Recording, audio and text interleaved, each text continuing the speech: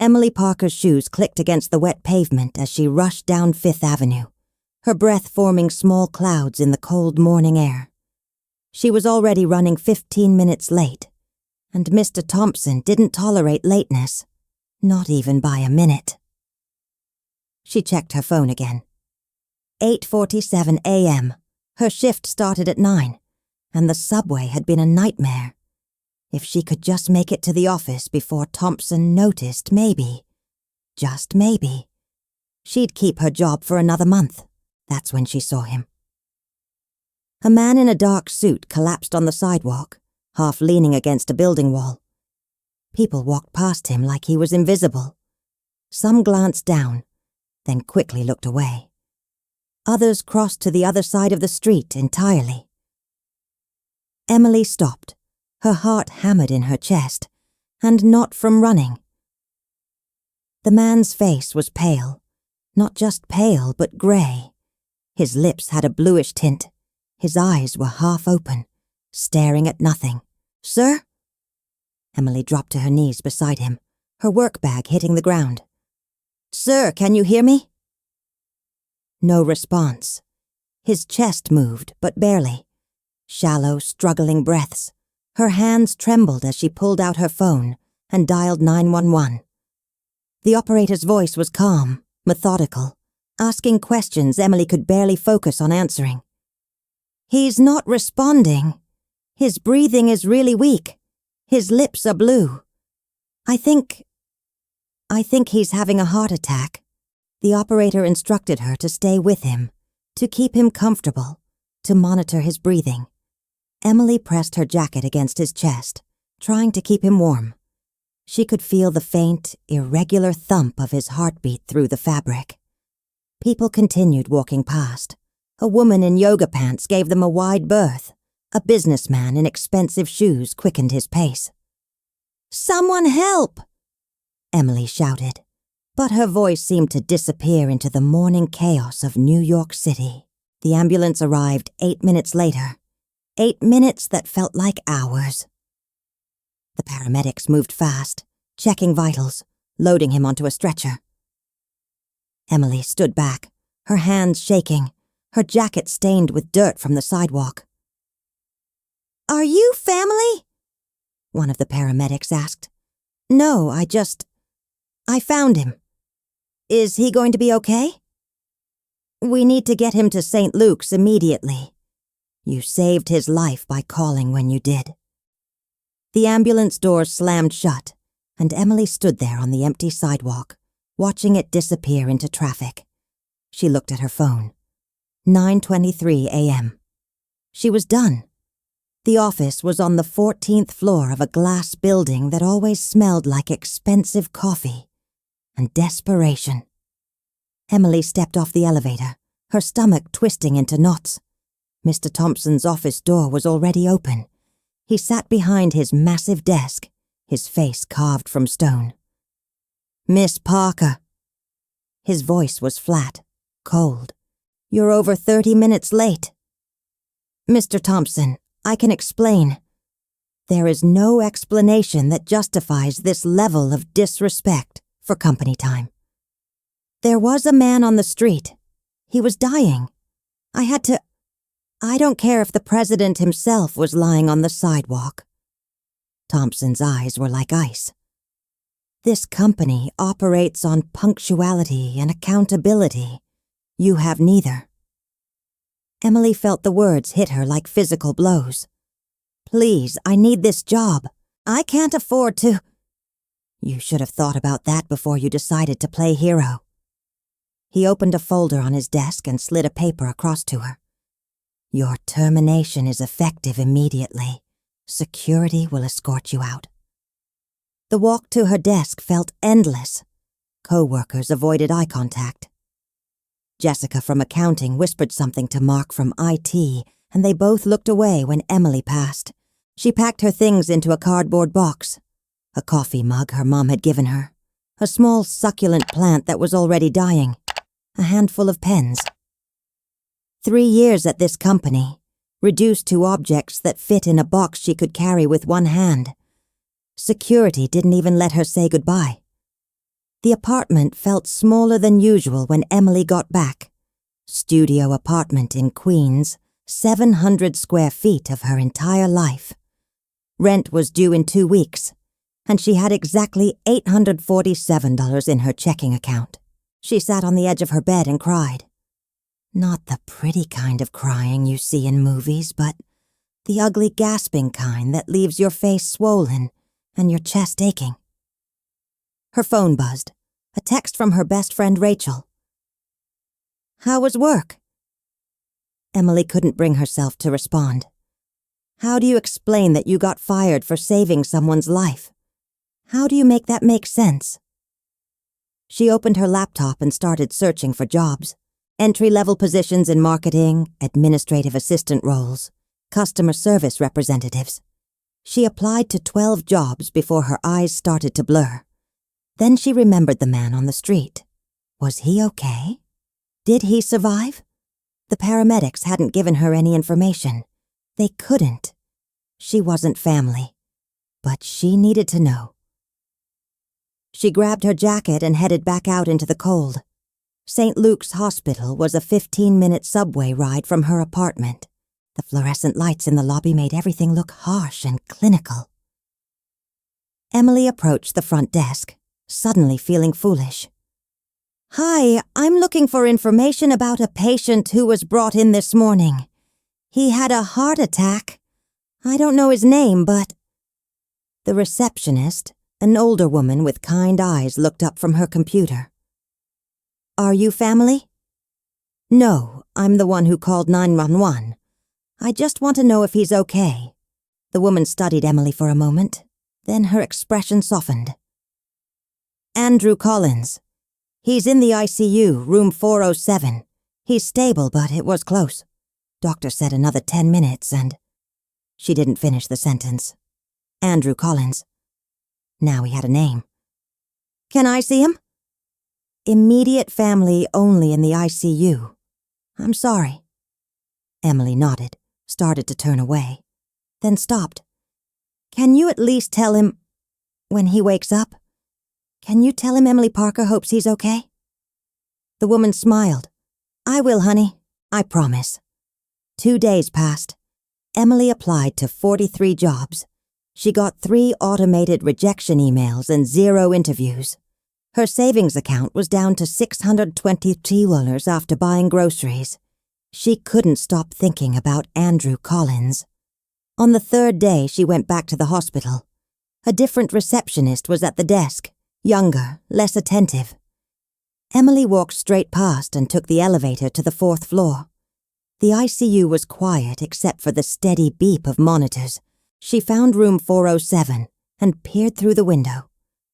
Andrew Collins lay motionless in the hospital bed, tubes and wires connecting him to machines that kept him breathing, kept his heart beating. His face was still pale but not gray anymore. He looked younger than she'd thought, maybe late 30s, early 40s. Can I help you? A nurse appeared beside her, not unkind but firm. I'm Emily. I'm the one who... I called the ambulance. The nurse's expression changed immediately. You saved his life. The doctors said he wouldn't have made it if you hadn't acted so fast. Emily felt something break loose in her chest. At least something good had come from losing her job. Is he going to wake up? We induced a coma to help his body heal. He should wake up in a few days. The nurse hesitated, then added, You can sit with him for a few minutes if you want. I won't tell anyone. Emily stepped into the room. The machines beeped their steady rhythm. She sat in the chair beside his bed, suddenly unsure what to do with her hands. Hi, Mr. Collins. I'm Emily. We haven't actually met, but I guess you could say I was there for the worst day of your life. She tried to laugh, but it came out wrong. I lost my job because I helped you. Isn't that crazy? I did the right thing, and I got punished for it. She stopped, feeling stupid. He couldn't hear her. He was unconscious, but somehow Talking to him made her feel less alone. I don't know why I'm telling you this. Maybe because you can't judge me. Maybe because I need to tell someone, and I can't tell my mom because she'll just worry. Emily looked at his still face. I have 2 weeks to find a job before I can't pay rent. I'm scared. I'm really scared. The machines continued their steady beeping. Emily sat with him for 20 minutes before the nurse came back and gently told her visiting hours were over. As she left, she made a decision. She'd come back tomorrow, and the day after that, at least until he woke up, at least until she knew the man whose life she saved would be okay. Because right now, knowing that felt like the only thing she had left. Emily returned to the hospital the next morning, and the morning after that, and the one after that. Each day, the same nurse, her name was Patricia, would see Emily in the lobby and give her a small nod. Each day, Emily would take the elevator to the 4th floor, walk past the ICU desk when no one was looking, and slip into room 407. Each day, she would sit beside Andrew Collins and talk. At first, she talked about simple things. The weather, the subway ride to the hospital, the pigeons that fought over a discarded sandwich outside her apartment building. But by the 5th day, she started talking about things that mattered. I applied to 62 jobs this week, Emily said, slumping in the uncomfortable hospital chair. 62. You know how many responses I got? 4. And 3 of those were automated rejections. She pulled her knees up to her chest, making herself small. The 4th one was an interview request, but when I showed up, they said the position had already been filled. They just forgot to take down the posting. Andrew Collins didn't respond. The machines beeped their steady rhythm. My mom called yesterday. She wanted to know how work was going. I lied. I told her everything was fine. Emily's voice cracked. I'm 26 years old, and I'm lying to my mother because I'm too ashamed to admit I got fired for doing the right thing. She wiped her eyes with the back of her hand. The worst part? I keep wondering if I made a mistake. If I should have just walked past you like everyone else did. Then I'd still have my job. I'd still have my life. She looked at his face, peaceful in unconscious sleep. But then you'd be dead, and I don't think I could live with that either. The door opened. Patricia poked her head in. 5 more minutes, honey. Doctor's making rounds soon. Emily nodded. She stood up, gathering her things. Before she left, she touched Andrew's hand, just briefly, just to feel the warmth of his skin. Proof that he was alive because of what she'd done. I'll come back tomorrow, she whispered. I don't have anything else to do anyway. Day 7. Emily's bank account showed $430. She'd started skipping meals, not dramatically, just eating 1 meal a day instead of 3. Ramen noodles mostly, sometimes a banana. Her stomach had stopped complaining about being empty. She walked into room 407 and stopped dead. Andrew Collins's eyes were open. For a moment, they just stared at each other. He looked confused, disoriented, blinking slowly like he was trying to remember how to see. You're awake. The words tumbled out of Emily's mouth before she could stop them. He tried to speak, but his throat was too dry. He coughed, wincing. Emily rushed to pour water from the pitcher on his bedside table. She held the cup to his lips, and he drank slowly, carefully. Thank you, he managed, his voice rough and unused. I should get a nurse. I should...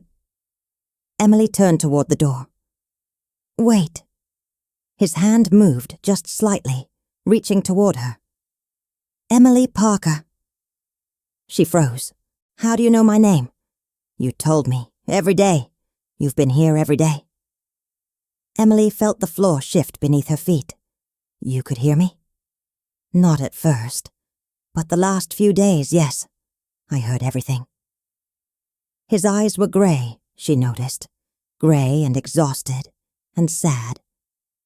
You lost your job because of me. I lost my job because my boss was a terrible person. That's not your fault. Thompson. Andrew's jaw tightened. Robert Thompson. You know him? Andrew's expression changed. Something flickered across his face. Anger, maybe. Or recognition. But before he could answer, Patricia burst into the room. Mr. Collins, you're awake. She immediately started checking monitors, pressing buttons, taking vitals. I need to get the doctor. Don't move, either of you. She disappeared in a flurry of efficient movement. Emily stood awkwardly by the door, suddenly aware that she'd been visiting an unconscious stranger for a week. Now that he was awake, it felt different. Invasive. I should go, she said. Please don't. Andrew's voice was stronger now. I need to talk to you. There are things you don't know. Things I need to tell you. What things? Before he could answer, 3 doctors flooded into the room, and Emily was gently but firmly ushered out into the hallway. She waited for 2 hours.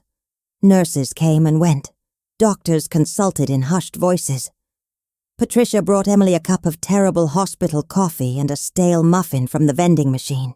He's asking for you, Patricia said finally. You can go back in. Andrew Collins was sitting up in bed now, looking more alert. The tubes were gone from his throat, though the IV remained in his arm.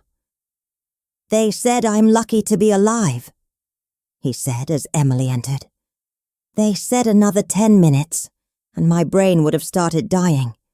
After that, even if they revived me, I wouldn't have been me anymore. I'm glad you're okay, Emily said, staying near the door, unsure. Sit, please. He gestured to the chair. I owe you an explanation. Emily sat, her hands clasped in her lap. Robert Thompson fired you, Andrew said. Tell me exactly what happened. So she did. She told him about finding him on the street, calling 911, staying with him until the ambulance arrived, about showing up late to work and Thompson's cold dismissal, about the termination papers and the security escort. Andrew's face grew darker with every word. That man, he said quietly, has been a problem for a long time. You know him? I know him very well. Andrew leaned back against his pillows. Emily, I need to tell you something, and I need you to not freak out. Okay. My full name is Andrew Michael Collins. I'm the CEO and majority owner of Heartfelt Industries. The name hit Emily like a physical blow. Heartfelt Industries, the parent company of Thompson and Associates, the company where she'd worked for 3 years. You're lying. I'm not. That's impossible. The CEO of Heartfelt is... Emily stopped. She'd never actually seen a photo of the CEO. He was notoriously private, never appearing in company newsletters or attending office events. I prefer to keep a low profile, Andrew said, reading her expression. I don't like attention. I don't like people treating me differently because of my position. That morning I was walking to an early meeting with investors. I'd left my driver at home because I wanted to clear my head. Then my heart decided to fail me. Emily's mind was racing. So when I told you about getting fired, I heard every word. I heard about Thompson's cruelty. I heard about your struggle to find work. I heard about you skipping meals and lying to your mother. His voice was tight with emotion. I heard you question whether saving my life was worth destroying yours. I didn't mean... You did mean it, and you had every right to feel that way. Andrew reached for the call button. Patricia, can you bring me my phone? Mr. Collins, you should be resting. My phone, please. Patricia appeared a minute later with a sleek smartphone in an expensive case. Andrew took it, his hands still shaking slightly, and started typing. "What are you doing?" Emily asked. "Fixing things." He continued typing, his face set in concentration. "Robert Thompson has been a liability for years. High turnover rate in his department. Multiple HR complaints that somehow never made it to my desk. I've been too hands-off, too trusting of my management team. That changes now." He hit send with finality. "What did you just do?" "I sent an email to our HR director and legal team. Thompson is being placed on immediate administrative leave pending investigation. By end of business today, he'll be terminated." Emily felt dizzy. "You can't fire someone because of me. I'm not firing him because of you. I'm firing him because he's been abusing his power for years, and your situation was the wake-up call I needed." Andrew set the phone down. "But I'm not finished." He started typing again. "Emily Parker. Let me get your contact information correct. You still live in Queens? The address you mentioned? How do you remember that?" "I remember everything you told me. Every word." He looked up at her, and his expression was impossibly sincere. "You sat with me every day. You talked to me when you thought I couldn't hear. You gave me a reason to fight my way back to consciousness. I'm not going to let you suffer because you saved my life." "I don't want charity." "It's not charity. It's payment for services rendered. You saved my life. That's worth more than money can measure, but money is what I have to offer right now." He continued typing. "I'm creating a new position in our company. Director of Community Outreach and Corporate Social Responsibility. Salary is $95,000 a year, full benefits, company car, and a housing stipend."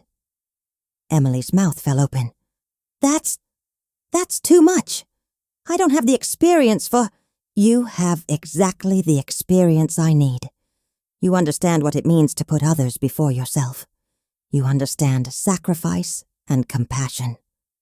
Andrew hit send again. "The offer will be in your email within the hour, along with information about an apartment in Manhattan. 1 bedroom, fully furnished. Rent paid for the first year." "I can't accept this." "Why not?" "Because it's not real. Because tomorrow you'll wake up and realize you made these decisions while you were still recovering from a heart attack, and you'll take it all back. I won't. You don't know that. Emily." Andrew's voice was firm now. "Do you know what I thought about when I was dying on that sidewalk?" She shook her head, unable to speak. "I thought about how I'd wasted my life, 42 years old, and what did I have to show for it? Money, yes. Success, yes. But no real connections. No one who cared if I lived or died. I watched people walk past me like I was garbage, like I was nothing." His eyes were bright with unshed tears.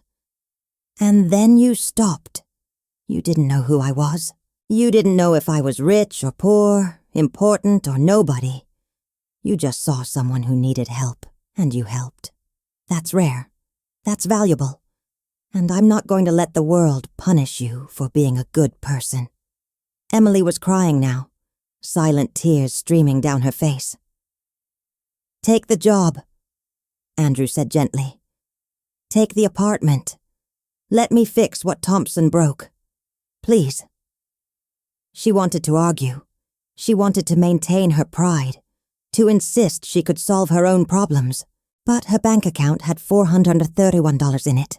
Her rent was due in 5 days. And she was so tired of being afraid. "Okay," she whispered. "Okay." The apartment was on the Upper West Side, 19th floor, floor-to-ceiling windows overlooking Central Park. Emily stood in the empty living room, her cardboard box of belongings looking ridiculous in the space. This couldn't be real. She'd signed the papers that morning at Heartfelt Industries headquarters, a glass tower in Midtown that made her old office building look like a storage shed. The HR director, a sharp woman named Victoria Chen, had walked her through everything with businesslike efficiency. "Mr. Collins has made it very clear that you're a priority hire," Victoria had said, sliding the contract across her desk. "Your start date is Monday. That gives you 4 days to settle in." Emily had signed with shaking hands, half expecting someone to burst in and tell her it was all a mistake. But no one did. Now she stood in an apartment that cost more per month than she'd made in 6 months at her old job, and tried to figure out how her life had changed so completely in 2 weeks. Her phone buzzed, a text from an unknown number. "It's Andrew. Victoria gave me your contact info. Hope that's okay. How's the apartment?" Emily typed back, "It's too much. I feel like I'm in someone else's life." His response came immediately. "You'll get used to it. Want to grab coffee tomorrow? I'm being discharged at noon." She hesitated, then typed, "Sure, where?" "There's a place on Columbus Ave called Marcy's. Best coffee in the city. 1 p.m.? I'll be there." Emily set her phone down and looked around the apartment again. 2 weeks ago, she'd been eating ramen in a studio in Queens, terrified of losing everything. Now she had a 6-figure job and an apartment in Manhattan. And somehow, that scared her even more than being broke had. Marcy's was a small cafe with mismatched furniture and walls covered in local art. Andrew was already there when Emily arrived, sitting at a corner table with 2 cups of coffee in front of him. He looked different outside the hospital. Healthier, but also more vulnerable somehow. He wore jeans and a simple gray sweater. No suit, no tie. He could have been anyone. "I ordered you a cappuccino," he said as she sat down. "But I realized I don't actually know if you like cappuccinos. I just heard you mention coffee a few times while I was unconscious and made an assumption." Emily smiled despite her nerves. "Cappuccino's perfect." They sat in awkward silence for a moment. "This is weird, isn't it?" Andrew said finally. "We had all these intimate conversations, but only one of us was conscious for them. I feel like I know you, but you don't really know me at all. I know you remember everything I said. That's kind of terrifying. I won't use it against you. Your secrets are safe." He wrapped his hands around his coffee cup. "But maybe we should start over. Properly this time." "Okay. Hi, I'm Emily Parker. I'm apparently the new director of community outreach at Heartfelt Industries, even though I have no idea what that job actually involves." "Hi, Emily. I'm Andrew Collins. I'm the CEO of said company, and I'm going to be honest. I created that position specifically for you, so we'll figure out what it involves together." Emily laughed. It felt good to laugh. "So I'm getting paid $95,000 a year for a job that doesn't exist yet." "You're getting paid $95,000 a year to make Heartfelt Industries a company that cares about people as much as it cares about profits. I've let it become too cold, too corporate. You're going to help me change that." Andrew took a sip of his coffee. "Starting with a complete overhaul of our HR policies and management training. Because of what Thompson did to me. Because of what Thompson probably did to dozens of other people before you. I run a multi-billion-dollar company, but I've been blind to how my employees are actually treated. That changes now." Emily studied him across the table. He was serious. She could see it in his eyes. This wasn't just guilt or a grand gesture. He actually meant it. "Why me?" she asked quietly. "Really? You could hire a consultant, someone with decades of experience in corporate culture. Why give this job to someone who got fired from an entry-level marketing position?" Andrew was quiet for a long moment, When he spoke, his voice was soft. "When I was lying in that hospital bed, drifting in and out of consciousness, I heard your voice. Every day, you talked about being scared, about feeling like you'd failed, about wondering if anyone cared whether you existed. And I realized that's exactly how I felt on that sidewalk. Invisible, disposable, like my life didn't matter to anyone." He met her eyes. "You made my life matter. You saw me when everyone else looked away.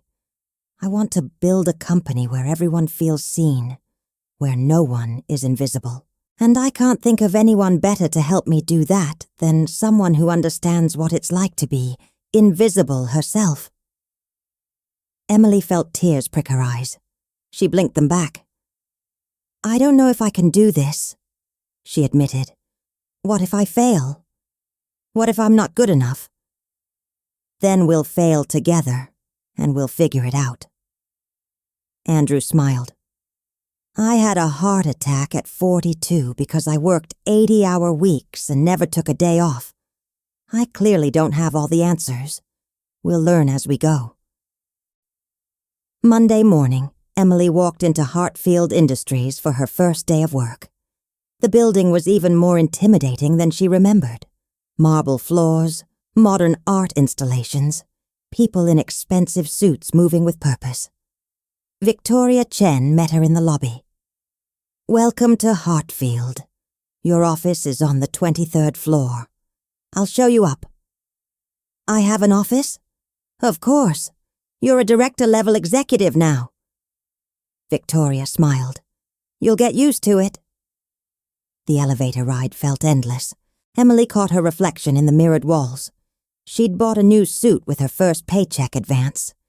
But she still felt like a kid playing dress-up. The 23rd floor was quieter than she expected. Fewer people, more space between desks. Victoria led her down a hallway to a corner office with windows overlooking the city. "This is you.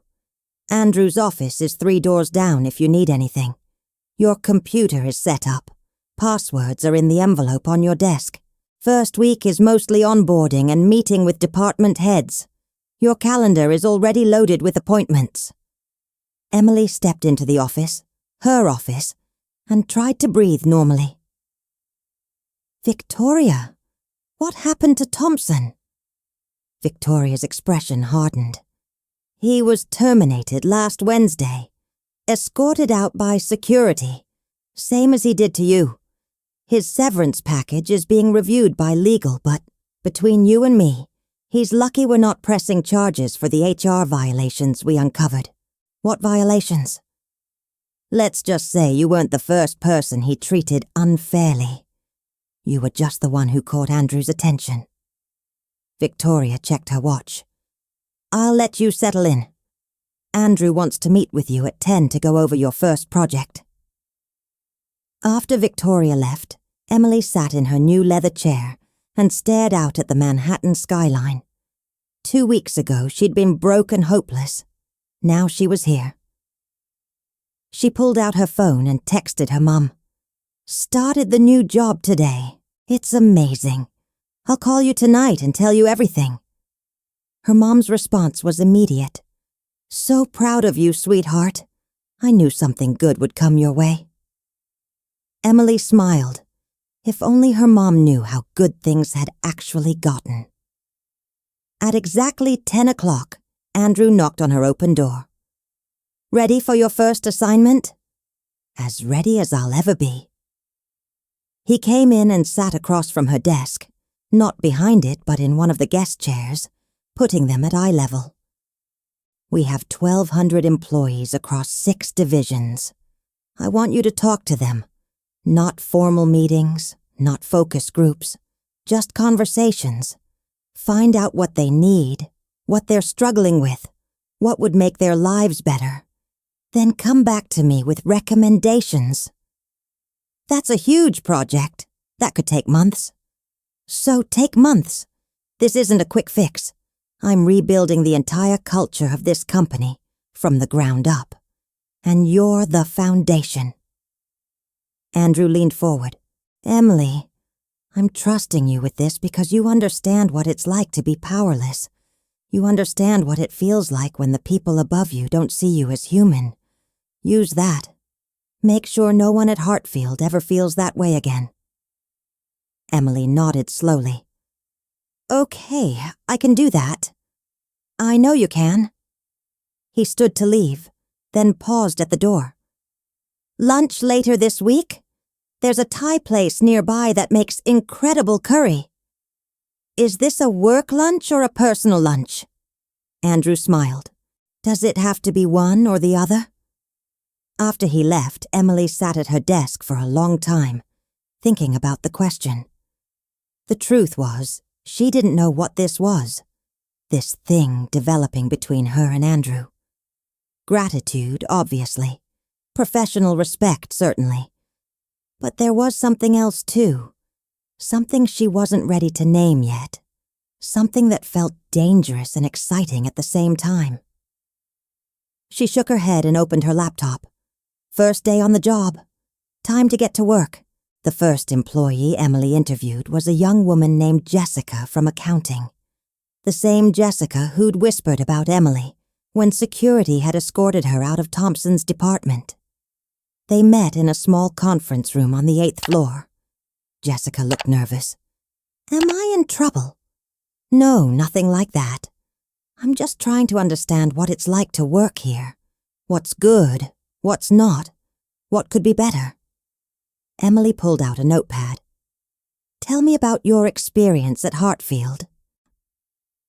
It took 20 minutes for Jessica to open up. But once she did, the words poured out. She talked about working 60-hour weeks with no overtime pay, about managers who took credit for her work, about watching good people burn out and quit, one after another, about a culture that valued results over humanity. "I'm sorry," Jessica said finally, wiping her eyes. "I didn't mean to dump all that on you." "Don't apologize. This is exactly what I need to hear." Emily made notes. "Can I ask you something personal? Do you remember when I got fired?" Jessica flinched. "Yes." "You whispered something to Mark when I walked past. What did you say?" "I said..." Jessica took a breath. "I said she's next, because Thompson had been threatening to fire me for weeks. I was relieved it was you instead of me, and I hated myself for feeling that way." Emily reached across the table and squeezed Jessica's hand. "You don't have to hate yourself anymore. Things are changing here, I promise." By the end of her first week, Emily had interviewed 43 employees. The stories were remarkably similar. Overwork, underappreciation, fear of speaking up, managers who treated people like disposable resources. She compiled everything into a presentation and scheduled a meeting with Andrew for Friday afternoon. He listened without interrupting as she went through her findings. With each slide, his expression grew darker. "This is worse than I thought," he said when she finished. "It's fixable, but it's going to take time and money and a complete restructuring of management." "Then that's what we'll do." Andrew pulled out his phone and started typing. "I'm calling an emergency board meeting for Monday. We're implementing immediate changes." "Andrew, you can't just..." "Yes, I can. This is my company, and I've let it become something I'm ashamed of." He looked up at her. "Thank you for showing me the truth." Emily felt something shift in her chest, the way he looked at her. It wasn't just gratitude anymore. It was something deeper. "Do you want to get dinner?" The words came out before she could stop them. Andrew blinked. "Tonight?" "Tonight. Not a work dinner, just dinner." A slow smile spread across his face. "I'd like that very much." They went to a small Italian restaurant in the village, the kind of place with checkered tablecloths and candles in wine bottles. Nothing fancy, nothing corporate, just two people sharing pasta and red wine. "I haven't done this in years." Andrew admitted, twirling spaghetti around his fork. Just gone to dinner with someone. No business agenda, no networking. Just dinner. That's sad, Emily said, then immediately regretted it. Sorry, I didn't mean... No, you're right. It is sad. He set down his fork. After my divorce 8 years ago, I threw myself into work. It was easier than dealing with the fact that I'd failed at something. My wife, ex-wife, told me I was married to my company, not to her. She wasn't wrong. What happened? The usual story. I worked late every night, traveled constantly, missed birthdays and anniversaries. She got tired of being alone. I don't blame her. Andrew took a sip of wine. By the time I realized what I'd lost, it was too late. So I worked even harder, told myself the company was enough, that success could fill the hole where my life used to be. Emily understood that feeling more than she wanted to admit. I did something similar after my dad died, just in a different way. I kept my head down, stayed small, never took risks. I told myself I was being responsible, being smart. But really, I was just scared of losing anything else. Is that why you stayed at Thompson's company for 3 years? Even though you hated it? How did you know I hated it? You told me. In the hospital. You said you felt invisible there, like you didn't matter. Andrew's eyes were soft. You matter, Emily. You've always mattered. You just worked for people who couldn't see it. The conversation drifted to lighter topics after that. Favorite movies, worst jobs they'd ever had, places they wanted to travel. Emily learned that Andrew had never been to Europe despite being able to afford it, that he was allergic to cats but loved dogs, that he played piano but hadn't touched one in 5 years. When the check came, they argued over who would pay. Andrew won, but only barely. Outside the restaurant, the November air was cold and sharp. Emily pulled her coat tighter. "Can I walk you home?" Andrew asked. "It's 20 blocks. I like walking, and my doctor said I need more exercise anyway." They walked slowly through the city streets, past late-night delis and bars with people spilling onto the sidewalks. They talked about everything and nothing. Emily found herself laughing more than she had in months. When they reached her building, she turned to face him. "Thank you for tonight. I needed this." "Me too." Andrew hesitated, then said, "Emily, I need to be honest with you about something. I'm developing feelings for you. Real feelings. And I know that's complicated because I'm technically your boss. And you might feel obligated because I gave you this job and..." Emily kissed him. It wasn't planned. It wasn't calculated. It was just a sudden, overwhelming need to stop him from overthinking what she'd been feeling all night. He froze for half a second, then kissed her back, his hands coming up to cup her face gently. When they broke apart, they were both breathing hard. "Was that okay?" Emily asked, suddenly nervous. "That was more than okay." Andrew smiled, and it transformed his entire face. "But we should probably talk about this. Make sure you're doing this because you want to, not because you feel like you owe me something." "I don't owe you anything. You don't owe me anything. We're even." Emily took his hand. "I'm doing this because when I'm with you, I feel like I can breathe for the first time in years. Because you see me. Really see me. And I think I see you too. You do see me. You're the only person who ever has." He squeezed her hand. "But I want to do this right. Can we take it slow? Have dinner again next week? Actually date before we jump into anything?" Emily nodded. "Slow is good. Slow is smart. Good." He kissed her forehead, I'll see you Monday at the office. Monday at the office. She watched him walk away, his hands in his pockets, a slight spring in his step that hadn't been there before. Emily went upstairs to her apartment and called Rachel. You are not going to believe what just happened to my life. The board meeting on Monday was brutal. Emily sat in the back of the conference room and watched Andrew present her findings to 12 executives in expensive suits. The numbers were damning. Turnover rates, lost productivity, pending HR complaints that had been buried. This is unacceptable, Andrew said, his voice cold and controlled. We've built a company culture that treats people as expendable resources. That changes today. One of the older board members, a man named Harrison, leaned back in his chair. With all due respect, Andrew, some turnover is normal. We can't coddle every employee who feels underappreciated. I'm not talking about coddling. I'm talking about basic human decency. Andrew pulled up another slide. Emily Parker, our new Director of Community Outreach, has identified 3 immediate changes we need to implement. Emily, would you walk them through it? Every eye in the room turned to her. Emily's hands shook as she stood up. Public speaking had always terrified her.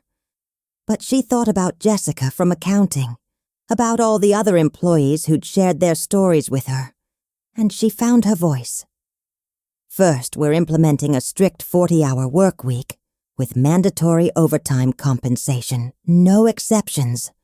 Second, we're creating an anonymous reporting system that goes directly to an external HR consultant, not internal management.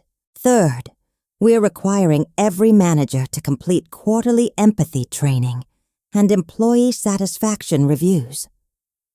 That's going to cost millions, Harrison said flatly. Less than we're currently spending on recruitment and training for all the people who quit. Emily pulled up a spreadsheet. I ran the numbers. High turnover costs us approximately $18 million annually. These changes will cost $4 million to implement and maintain. We'll save money within 2 years and we'll have a healthier, more productive workforce. The room was silent. Then Andrew smiled. Motion to approve all 3 initiatives. All in favor? 8 hands went up. 3 stayed down. Harrison's was one of them. Motion carries. Emily, you'll work with Victoria to implement these changes over the next 90 days. Andrew closed his laptop. Meeting adjourned. As everyone filed out, Harrison stopped beside Emily's chair. You're in over your head, young lady. These idealistic changes never last. In 6 months, everything will go back to normal. Emily met his eyes. Then I guess I'll spend the next 6 months proving you wrong. After he left, Andrew came over and touched her shoulder.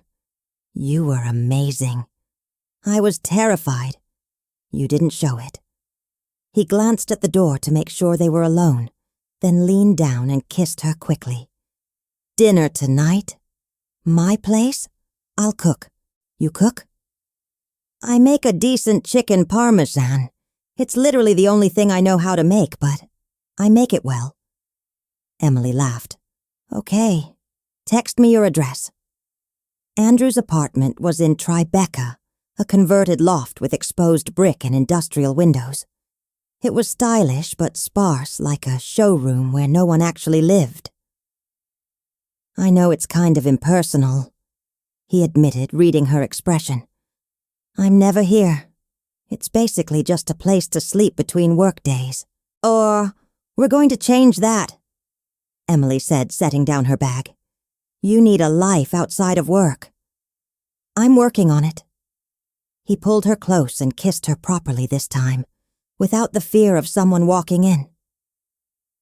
Having you around helps. Dinner was simple but good. They ate at his kitchen island, drinking wine and talking about the board meeting. Harrison's going to be a problem, Emily said. He doesn't want things to change. Harrison's been a problem for 10 years. He's from the old guard, the era when companies could treat employees however they wanted, because there were always more people desperate for jobs. Andrew refilled their glasses. But he only owns 8% of the company. I own 53%. He can complain all he wants, but I make the final decisions. Doesn't that ever get exhausting? Having everyone second-guess you? Every single day. Andrew smiled tiredly. But it's easier now, having you there, knowing someone actually understands what I'm trying to build. It makes it bearable. They moved to the couch after dinner. Emily curled up against his side, feeling his heartbeat steady and strong beneath her ear. "Can I ask you something?" she said quietly. "Anything. When you were in the coma, and you could hear me talking, what was it like?" Andrew was quiet for a long moment. "It was like being trapped in a dark room, and your voice was the only light. At first, I couldn't understand the words. It was just sound, just the knowledge that someone was there. But then slowly, the words started to make sense, and I realized you were telling me your life story, all your fears and hopes and secrets. I'm sorry. That must have been intrusive. No. It was the most intimate gift anyone's ever given me."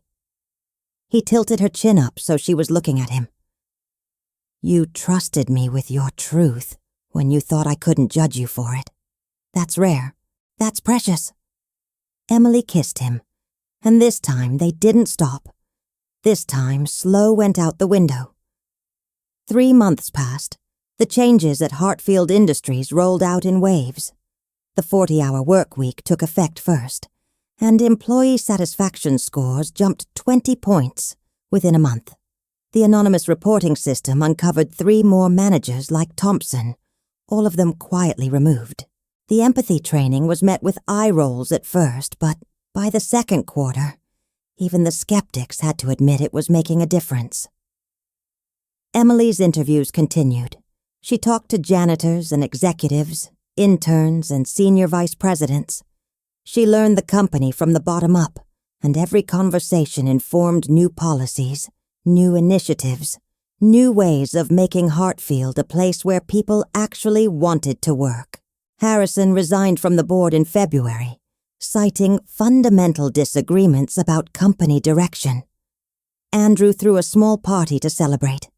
Emily moved some of her things into Andrew's loft, though she kept her apartment in case they needed space. They were taking it slow, she reminded herself, even though slow felt a lot like falling in love. In March, Andrew was invited to speak at a business conference about corporate culture transformation. He asked Emily to come with him. "I can't do this without you," he said. "You're the reason any of this worked. Come with me. Be my co-presenter." So she did. Standing on stage in front of 500 business leaders, Emily talked about what it meant to be invisible, what it meant to feel disposable, and what it meant when someone finally saw you as human. The standing ovation lasted 3 minutes. Afterward, a woman approached Emily in the hallway. She was young, maybe fresh out of college, wearing a cheap suit and nervous energy. "I just wanted to thank you," the woman said. "I work at a company that treats us like garbage.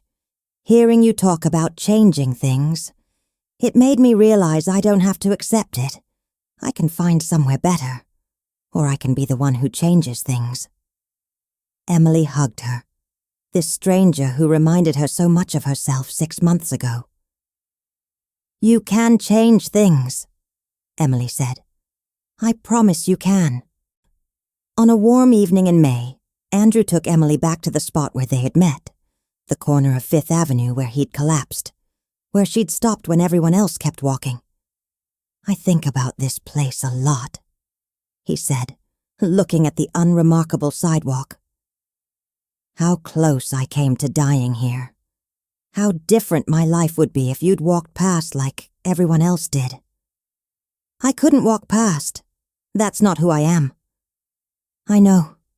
That's why I love you." The words hung in the air between them. Emily's breath caught. "You love me? I love you. I've loved you since you sat beside my hospital bed and told me about your fear of pigeons.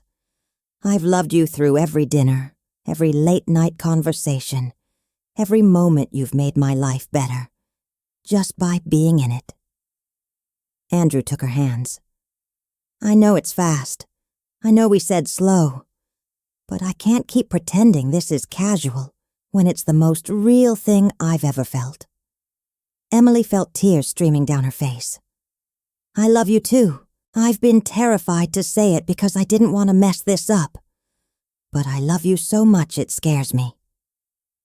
He kissed her there on the sidewalk, in the exact spot where their lives had collided 6 months ago. When they broke apart, Emily laughed through her tears. "We're a mess, you know that? The CEO and the woman he gave a job to because she saved his life. HR is going to have a field day with us." "Let them. I don't care what anyone thinks anymore." Andrew pulled her close. "You taught me that life is too short to waste on being afraid, too short to let other people's opinions dictate how we live." They walked home hand in hand, two people who'd been invisible until they found each other. Emily thought about the woman at the conference, about Jessica from accounting, about all the people at Heartfelt who were slowly learning they mattered. She thought about Mr. Thompson, fired and forgotten, a cautionary tale about cruelty. She thought about herself 6 months ago, broke and terrified, wondering if one act of kindness had destroyed her life. The universe had a funny way of working things out. Sometimes you saved someone's life and lost everything, and sometimes losing everything was exactly what you needed to find, what you'd been missing all along. Andrew squeezed her hand. "What are you thinking about?" "Poetic justice," Emily said, smiling, "and how sometimes the right thing to do is also the best thing that ever happened to you. Even when it doesn't feel that way at first, especially then." They walked into the future together, two people who'd learned that sometimes the end of one story is just the beginning of something better. And in a city of 8 million people, where it was so easy to be invisible, they'd found each other in the most unlikely way possible, because Emily Parker had stopped walking when everyone else kept going, and that had made all the difference. If you enjoyed this story, please subscribe so you won't miss the next one. Thank you for listening. See you soon.